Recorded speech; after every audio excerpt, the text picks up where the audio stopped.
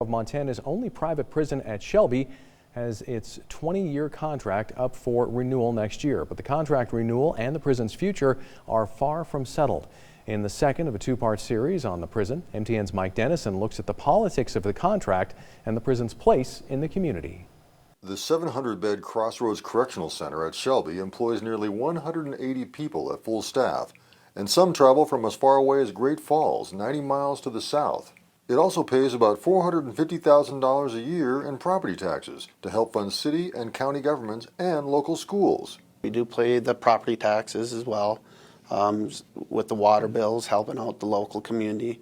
A lot of the staff members work hand in hand with different organizations such as the Kiwanis Club or the Chamber of Commerce to be a part of the community. We are definitely a part of this community. Local leaders say it should be a no-brainer for the state to renew the contract with Tennessee-based operator CoreCivic, which has run the prison since it opened in 1999. Really, in my view, you have the perfect thing. You have somebody doing what needs to be done to take care of those inmates, and the state monitors that contract every day to make sure they're living up to the standards required. But critics question whether Crossroads will be needed for the long term as Montana embarks on reforms designed to reduce its prison population. They also say, as a private operator, CoreCivic isn't providing the best treatment and training to help inmates prepare for re-entry into society. My preference would be that the state come up with a plan to remove that facility from CoreCivic ownership and operation and use it as a way to provide the programming that so many incarcerated Montanans need in order to fulfill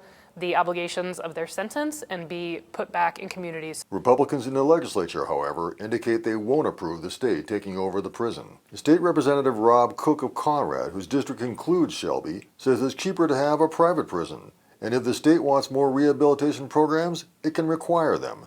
If we're talking about recidivism and trying to avoid recidivism, that's easy enough to write into a contract that any private vendor can follow. I think that the potential for the state to purchase this prison is null. Governor Steve Bullock's administration says it's talking to CoreCivic about changes in the contract, but is keeping all options open.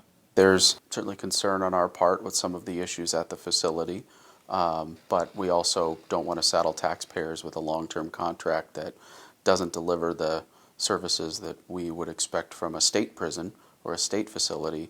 So if getting rid of this private correctional facility in Shelby looks like a political non-starter, what does that mean for its future? That's the question the Bullock administration and the legislature must decide by next year. Reporting from Shelby, Mike Dennison, MTN News.